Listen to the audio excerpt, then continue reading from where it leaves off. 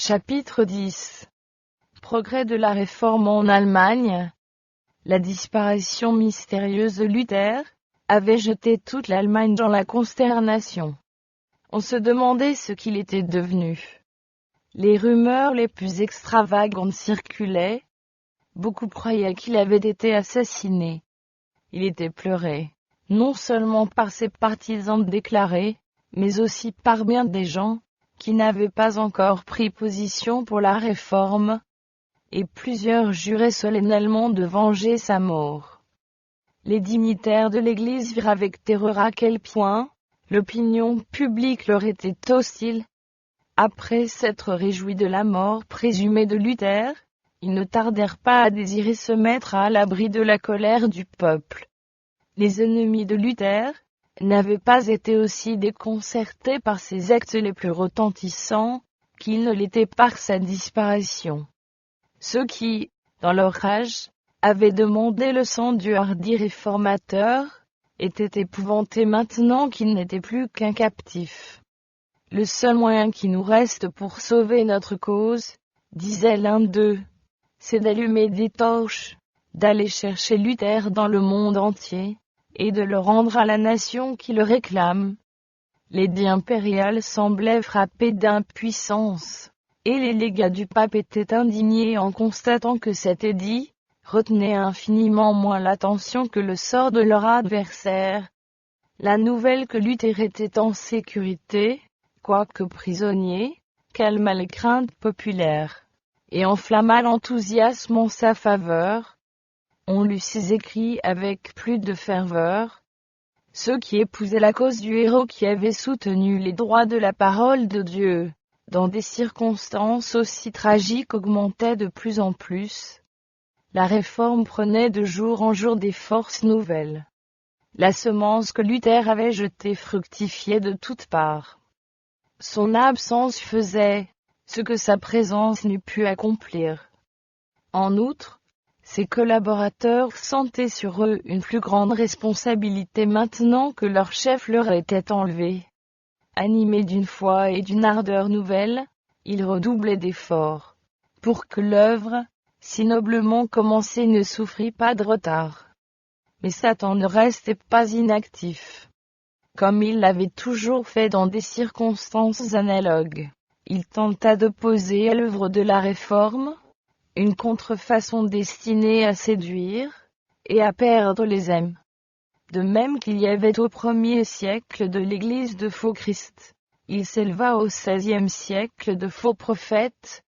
Quelques hommes, vivement impressionnés par l'effervescence qui régnait dans le monde religieux, et imaginant avoir reçu des révélations du ciel, se dirent spécialement élus de Dieu, pour parachever l'œuvre de réforme ébauchée par Luther. En réalité, ils démolissaient ce que le réformateur avait édifié. Rejetant le grand principe, qui était à la base de la réforme, la parole de Dieu prise, comme unique règle de foi et de vie, ils substituaient à cette règle infaillible et immuable, la norme variable et incertaine de leurs sentiments et de leurs impressions. Or, dès que l'on supprime la grande pierre de touche de la vérité et de l'erreur, rien n'empêche plus Satan de dominer à sa guise sur les esprits. L'un de ces prophètes prétendait recevoir ces instructions de l'ange Gabriel.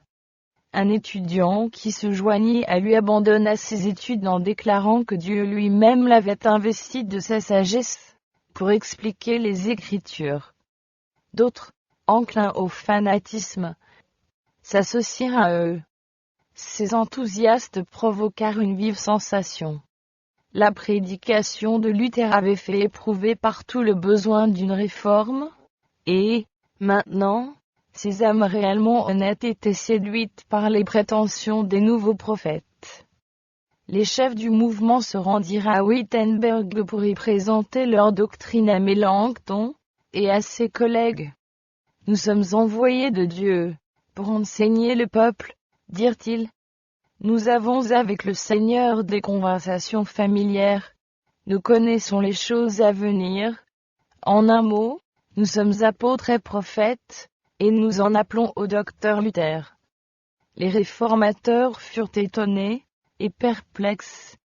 Il y avait là un élément qu'ils n'avaient jamais rencontré, et ils ne savaient quelle ligne de conduite adopter. Il y a, disait Mélenchon, des esprits extraordinaires dans ces hommes. Mais quels esprits? D'un côté, prenons garde d'éteindre l'esprit de Dieu, et, de l'autre, d'être séduits par l'esprit du diable. Les fruits du nouvel enseignement devinrent bientôt manifestes.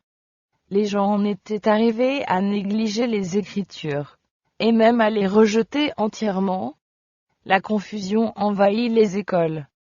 Méprisant toute discipline, les étudiants abandonnaient leurs études, et quittaient l'université. Des gens qui se croyaient appelés à ranimer, et à diriger l'œuvre de la réforme ne réussissaient qu'à la conduire à 2 doigts de sa perte. Reprenant confiance, les romanistes écriaient avec joie. Encore un dernier effort, et la cause sera gagnée.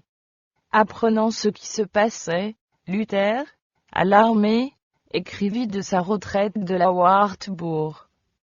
J'ai toujours pensé que Satan nous enverrait cette plaie. Discernant la véritable nature de ces soi-disant prophètes, il vit le danger qui menaçait la cause de la vérité. L'opposition du pape et de l'empereur ne lui avait pas occasionné autant de soucis. Des rangs même de la réforme sortaient ses pires ennemis. Des vérités qui avaient apporté la joie et la consolation suscitaient maintenant des disputes, et jetaient le désordre dans l'Église. Dans son œuvre de réforme, Luther avait été poussé par l'Esprit de Dieu plus loin qu'il ne l'avait prévu. Il n'avait pas prémédité de prendre l'attitude à laquelle il était arrivé, ni d'introduire des réformes aussi radicales. Il n'avait été qu'un instrument dans la main du Tout-Puissant, et pourtant il avait souvent tremblé pour les résultats de son œuvre. Si je savais, avait-il dit, que ma doctrine nuisit à un homme, à un seul homme, simple et obscur, ce qui ne peut être, car elle est l'Évangile même, plutôt 10 fois mourir que de ne pas me rétracter.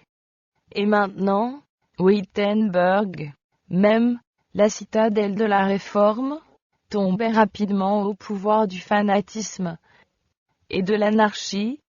Cette triste situation n'était pas la conséquence des enseignements de Luther, mais ses ennemis, dans toute l'Allemagne, l'en rendaient responsable. Dans son amertume, il se demandait parfois, est-ce donc là que devait aboutir cette grande œuvre de réforme? À d'autres moments, lorsqu'il avait prié avec ardeur, la paix rentrait dans son cœur. L'œuvre est la tienne, et non la mienne, disait-il à Dieu, et tu ne permettras pas que le fanatisme et la superstition la corrompent. Mais la pensée de rester plus longtemps éloigné du champ de bataille lui devenant intolérable, il se décida à rentrer sans délai à Wittenberg. C'était un périlleux voyage. Il était au banc de l'Empire. Ses ennemis avaient le droit de le tuer. Ses amis ne devaient ni l'assister ni lui donner asile, et le gouvernement impérial adoptait les mesures les plus rigoureuses contre ses adhérents. Mais voyant que l'œuvre de l'Évangile était en danger, il se lança courageusement dans la mêlée au nom de l'Éternel. Dans une lettre à l'électeur, après avoir annoncé son intention de quitter la Wartburg, il ajoutait « Il faut que votre Altesse sache que je me rends à Wittenberg sous une protection plus puissante que celle d'un électeur. Je ne pense nullement à solliciter le secours de votre Altesse, et bien loin de désirer qu'elle me protège. Je voudrais plutôt la protéger moi-même. Si je savais que votre Altesse voulut ou put me protéger, je n'irais pas à Wittenberg. Aucune épée ne peut venir en aide à cette cause, c'est Dieu seul qui doit agir, sans secours ni concours humain. C'est celui qui a le plus de foi qui protège le plus. » Dans une seconde lettre, écrite en cours de route, il déclarait « Je suis prêt à accepter la défaveur de votre Altesse et la colère du monde entier. » Les habitants de Wittenberg, Ne sont-ils pas mes ouailles? N'est-ce pas Dieu qui me les a confiés? Et ne dois-je pas, s'il le faut, pour m'exposer à la mort? Je crains d'ailleurs de voir éclater en Allemagne une grande révolte, par laquelle Dieu punira notre nation. C'est avec prudence et humilité, et pourtant avec une grande fermeté, qu'il se remit à la tâche. C'est par la parole qu'il faut combattre, disait-il, par la parole qu'il faut renverser et détruire ce qui a été fondé par la violence. Je ne veux pas qu'on emploie la force contre les superstitieux, ni contre les incrédules.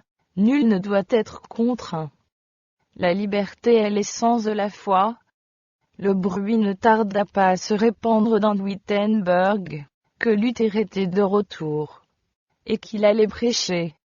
On accourut de toutes les directions et l'église fut bientôt pleine à déborder.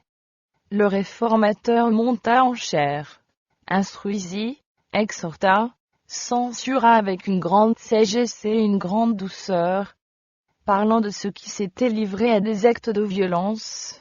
Pour abolir la messe, il déclara: la messe est une mauvaise chose. Dieu en est l'ennemi.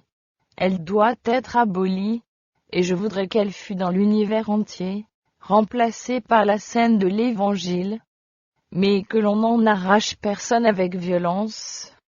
C'est à Dieu qu'il faut remettre la chose. C'est sa parole qui doit agir, et non pas nous. Vous demandez pourquoi? Parce que je ne tiens pas le cœur des hommes dans ma main, comme le potier tient l'argile dans la sienne. Nous avons le droit de dire, nous n'avons pas celui d'agir. Prêchons. Le reste appartient à Dieu. Si j'emploie la force, qu'obtiendrai-je? Des grimaces, des apparences, des singeries, des ordonnances humaines, des hypocrisies, mais il n'y aura ni sincérité de cœur, ni foi, ni charité. Tout manque dans une œuvre où manquent ces trois choses, et je n'en donnerai pas la queue d'une poire. Dieu fait plus par sa seule parole que si vous, moi, et le monde entier réunissions toutes nos forces. Dieu s'empare du cœur et le cœur une fois pris, tout est pris. Je veux prêcher, je veux parler, je veux écrire. Mais je ne veux contraindre personne, car la foi est une chose volontaire. Voyez ce que j'ai fait, je me suis élevé contre le pape, les indulgences et les papistes, mais sans tumulte et sans violence. J'ai mis en avant la parole de Dieu, j'ai prêché, j'ai écrit, je n'ai pas fait autre chose. Et, tandis que je dormais, cette parole que j'avais prêchée a renversé le papisme, tellement que jamais ni prince, ni empereur ne lui ont causé tant de mal. Je n'ai rien fait, c'est la parole seule qui a tout fait. Si j'avais voulu en appeler à la force, l'Allemagne eût peut-être été inondée de sang, mais qu'en eût-il résulté? Ruine et désolation pour les âmes, et pour les corps. Je suis donc resté tranquille, et j'ai laissé la parole elle-même courir le monde. Jour après jour, pendant une semaine entière, Luther prêcha devant des foules avides. La parole de Dieu rompit le charme du fanatisme. La puissance de l'Évangile ramena les égarés dans la voie de la vérité. Luther ne désirait pas rencontrer les fanatiques, auteurs de tout le mal. Il les savait déséquilibrés, livrés à leur passion. Se disant spécialement inspiré dont, il ne pouvait supporter ni réprimande, ni contradiction, ni même le conseil le plus bienveillant. S'arrogeant une autorité suprême, ils exigeaient que leurs prétentions fussent reconnues sans examen. Mais comme ils lui demandaient une entrevue, il la leur accorda, et les démasqua si bien qu'ils quittèrent aussitôt Wittenberg. Le fanatisme, réprimé pour un temps, éclata de nouveau, quelques années plus tard avec plus de violence, et avec des conséquences plus lamentables. Des chefs de ce mouvement, Luther écrivait ce qui suit. L'écriture n'étant pour eux qu'une lettre morte, ils se mettent, tous à crier. L'esprit, l'esprit. Je ne les suivrai certes pas là, où leur esprit les mène. Que Dieu, dans sa miséricorde, me préserve d'une église où il n'y a que des saints. Je veux demeurer là, où il y a des humbles, des faibles, des malades, qui connaissent et sentent leurs péchés, qui soupirent et crient sans cesse à Dieu, pour obtenir sa consolation et son secours. Thomas Munzer, le plus actif de ces fanatiques, était doué de grands talents qui, sagement employés, lui eussent permis de faire du bien. Mais il n'avait pas appris les premiers événements de la religion. Possédé du désir de réformer le monde, il oubliait, comme tous les enthousiastes, que c'était par lui-même que la réforme devait commencer. Ambitieux, il n'admettait aucune direction, pas même celle de Luther.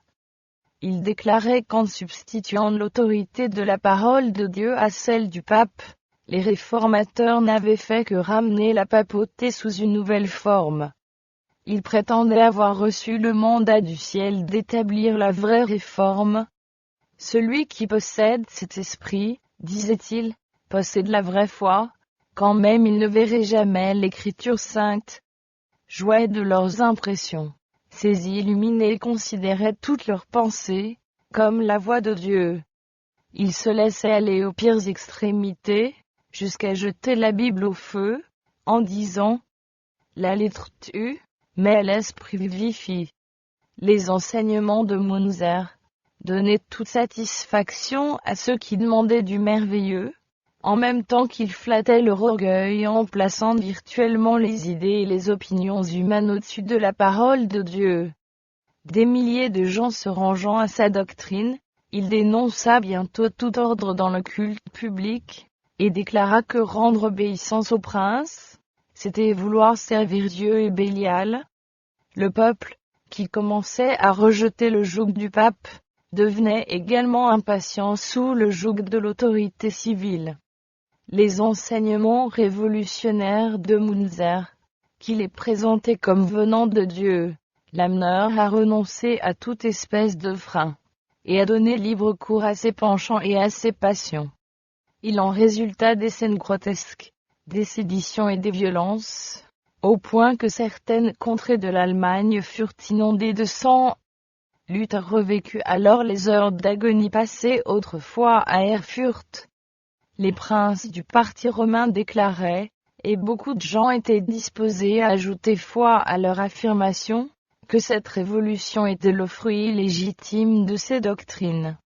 Bien que cette accusation n'eût pas une ombre de vraisemblance, elle ne laissa pas de causer aux réformateurs une peine infinie. Que l'œuvre de la vérité fut calomniée au point d'être mise sur un pied d'égalité avec le plus vil fanatisme. C'était presque plus qu'il ne pouvait endurer. D'autre part, des chefs de l'hérésie dont il avait combattu les doctrines, et avigné les prétentions à l'inspiration, les déclarant rebelles à l'autorité civile et séditieux, il était traité par eux de vil imposteur. Le réformateur semblait s'être aliéné tant les princes que le peuple.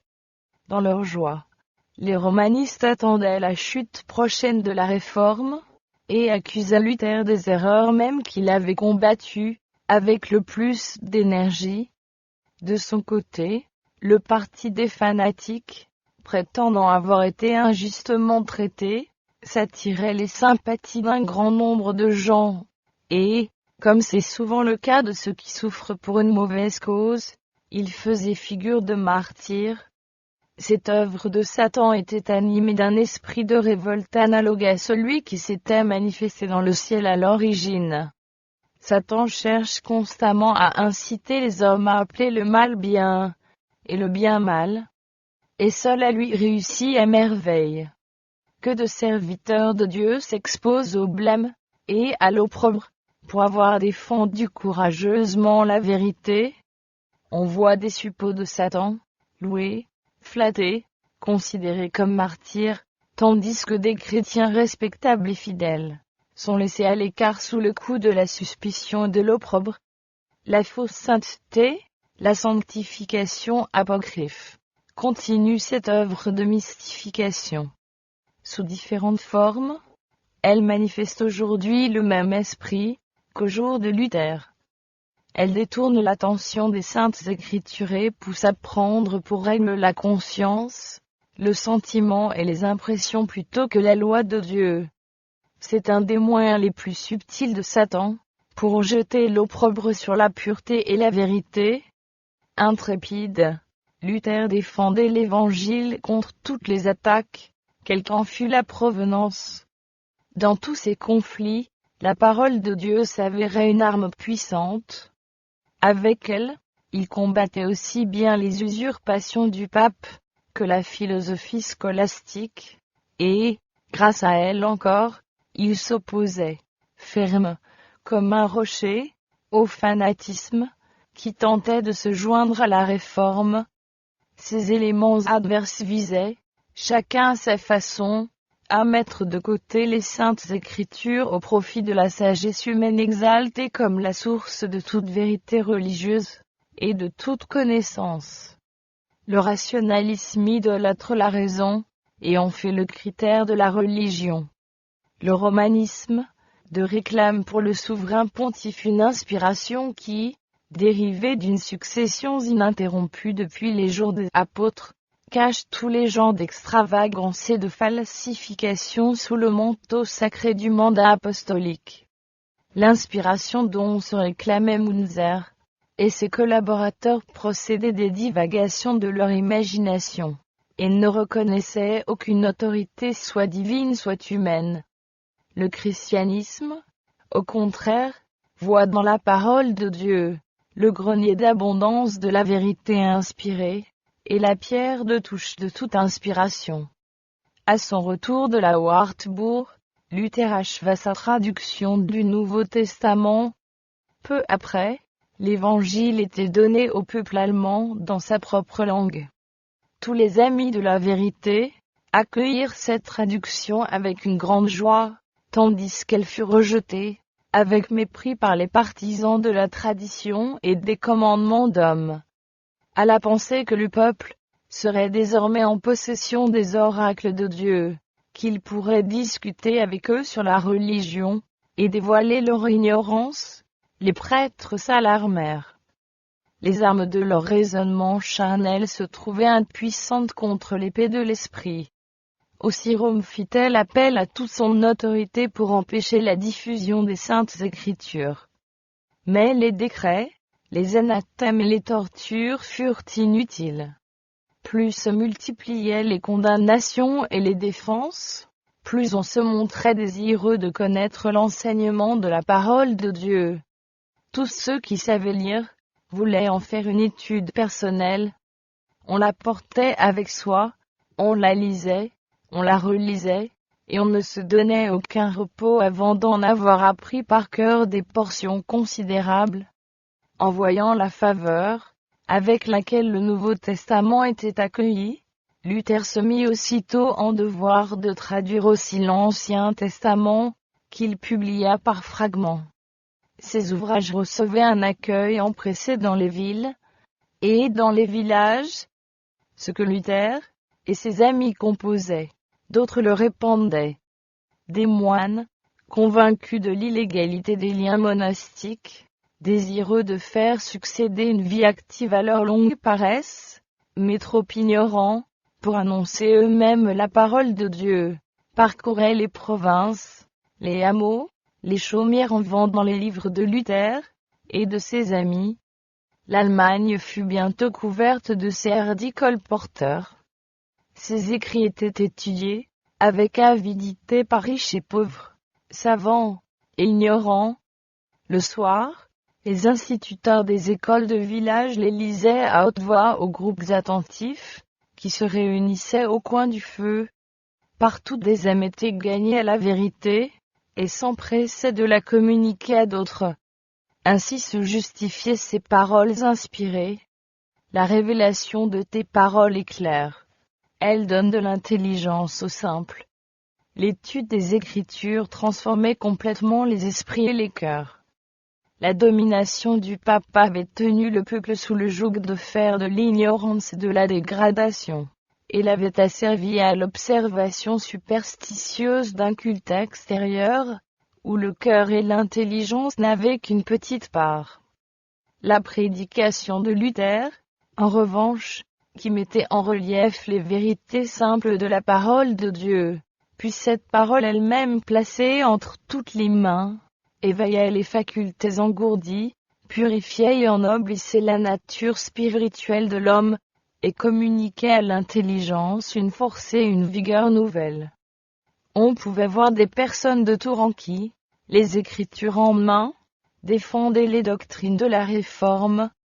Les papistes, qui avaient laissé aux prêtres et aux moines le monopole de l'étude de la Bible, invitaient maintenant ces derniers à réfuter les nouveaux enseignements. Mais, ignorant les saintes Écritures et la puissance de Dieu, le clergé et les religieux étaient réduits au silence par ceux qu'ils taxaient d'ignorance et d'hérésie. Malheureusement, disait un auteur catholique, Luther avait persuadé les siens qu'il ne fallait ajouter foi qu'aux oracles des livres saints. Des foules se réunissaient pour entendre la vérité, présentée par des hommes du commun peuple, et même pour les entendre discuter, avec des savants et d'éloquents théologiens. La honteuse ignorance de ces grands hommes était mise à nu par la réfutation de leurs arguments à l'aide de simples enseignements de la parole de Dieu. Des ouvriers, des soldats, des femmes et des enfants connaissaient mieux les Écritures que les prêtres et les savants. Le contraste entre les disciples de l'Évangile et les partisans des superstitions romaines n'était pas moins manifeste chez les savants que parmi le peuple. En face des vieux soutiens de la hiérarchie, qui avaient négligé la connaissance des langues et la culture des lettres, c'est l'un d'eux qui nous l'apprend, se trouvait une jeunesse généreuse, adonnée à l'étude, approfondissant les Écritures, et se familiarisant avec les chefs-d'œuvre de l'Antiquité. Ces hommes, doués d'une vive intelligence, à l'âme élevée, et au cœur intrépide, acquirent bientôt de telles connaissances que de longtemps, nul ne put se mesurer avec eux. Aussi, quand ces jeunes défenseurs de la Réforme se rencontraient dans quelque assemblée, avec les docteurs de Rome, ils les attaquaient avec une aisance et une assurance telles que ces hommes ignorants hésitaient, se troublaient et tombaient aux yeux de tous dans un juste mépris. Voyant leurs auditoires diminuer, les prêtres firent appel aux magistrats, et usèrent de tous les moyens à leur portée, pour amener leurs ouailles. Mais le peuple avait trouvé dans les enseignements nouveaux, la satisfaction de ses besoins spirituels. Aussi se détournait-il de ce qu'il avait si longtemps nourri des misérables aliments de la superstition et de la tradition humaine. Quand les propagateurs de la vérité étaient persécutés, ils suivaient cet ordre du Christ. Quand on vous persécutera dans une ville, fuyez dans une autre. Ainsi, la lumière pénétrait en tout lieu, car les fugitifs voyaient toujours s'ouvrir devant eux quelque porte hospitalière. Durant leur séjour en un endroit, ils prêchaient Jésus-Christ dans l'église. Et, quand cette faveur leur était refusée, dans les maisons particulières, ou en plein air, tout lieu où ils pouvaient réunir un auditoire devenait un temple. Proclamée avec une telle énergie, la vérité se répandait avec une irrésistible puissance. En vain, on faisait appel aux autorités ecclésiastiques et civiles pour écraser l'hérésie. En vain, on avait recours à la prison, à la torture, au feu et à l'épée. Des milliers de croyants scellaient leur foi de leur sang. Néanmoins l'œuvre progressait. La persécution contribuait à la diffusion de la vérité, et le fanatisme, par lequel Satan avait tenté de la corrompre, n'eut d'autre résultat que de faire éclater le contraste entre l'œuvre de l'ennemi et celle de Dieu.